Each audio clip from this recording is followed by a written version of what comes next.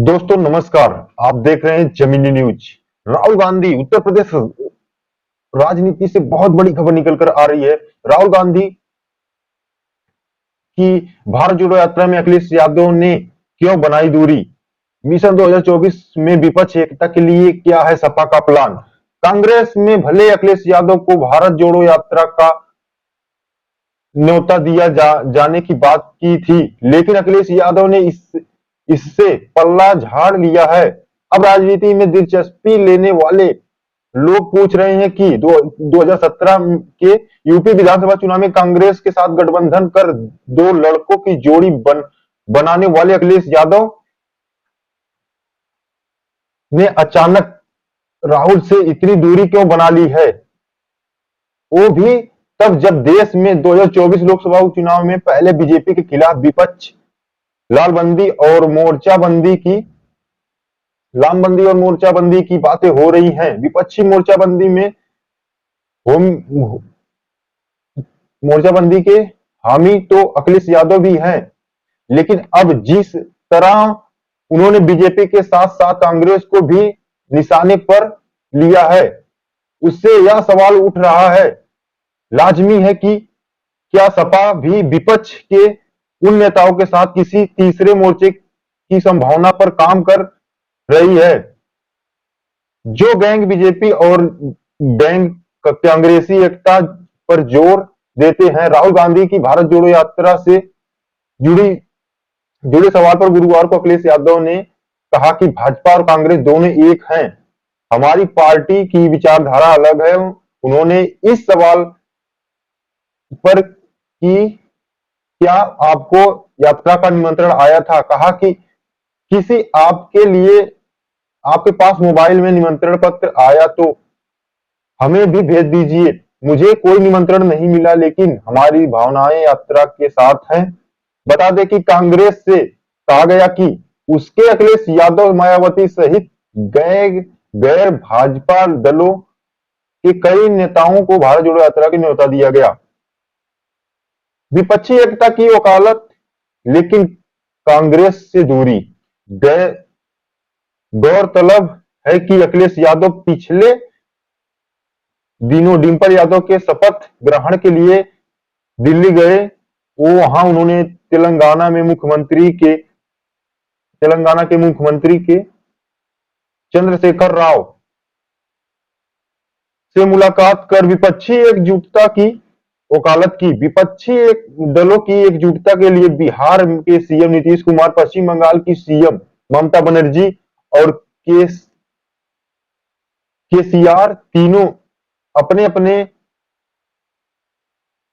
स्तर पर प्रयास कर रहे हैं। अखिलेश यादव भी लगातार विपक्ष एकता को जरूरी बात बता रहे हैं, लेकिन उन्होंने कांग्रेस को भाजपा जैसी पार्टी बता दी। सपा को लगती है कांग्रेस से दूरी रहने में ही भलाई। सपा राहुल गांधी की भारत जोड़ो यात्रा अभियान के साथ अभी भावनाएं जुड़ी होना बता रही है, लेकिन पार्टी के सूत्रों का कहना है कि पार्टी कांग्रेस से दूर रहने में अपनी भलाई मानती है।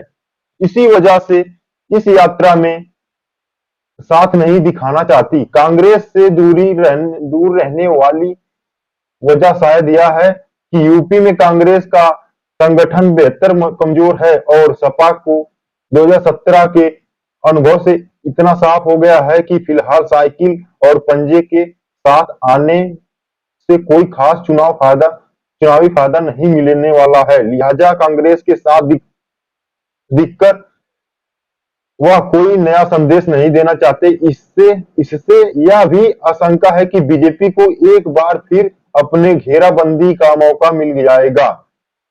बता दें कि पिछले चुनाव में बीजेपी, सपा, बसपा और कांग्रेस तीनों को एक जैसी पार्टी और एक दूसरे के साथ बताते हुए तंज कसते हैं। इसका खामियाजा भी सपा को उठाना पड़ा था। इसलिए अब अखिलेश यादव फूंक फूंक कर कदम उठा रहे हैं। 2017 में क्या हुआ था सपा कांग्रेस का गठबंधन का अंजाम? 2017 में के विधानसभा चुनाव में सपा और कांग्रेस के गठबंधन को सिर्फ 54 सीट का पर संतोष करना पड़ा। कांग्रेस को 114 सीटों में केवल 7 सीटों पर जीत मिली, वहीं समाजवादी पार्टी को 331 सीटों में 47 सीटों पर ही जीत मिली। जबकि बीजेपी की अगुवाई वाले एनडीएम गठबंधन को कुछ 325 सीटों मिली थी। इनमें 312 सीट अकेले बीजेपी की थी, जिससे 384 सीटों पर अपने उम्मीदवार उतारे थे। यही वजह है कि 2022 में विधानसभा चुनाव में सपा कांग्रेस जैसी पार्टी की बजाय छोटे दलों के साथ मिलकर चुनाव लड़ा। इसका उसे फायदा भी हुआ और उसे 111 सीट पर जीत भी मिली। सपा गठबंधन कुल 125 सीट पर जीत कर आया।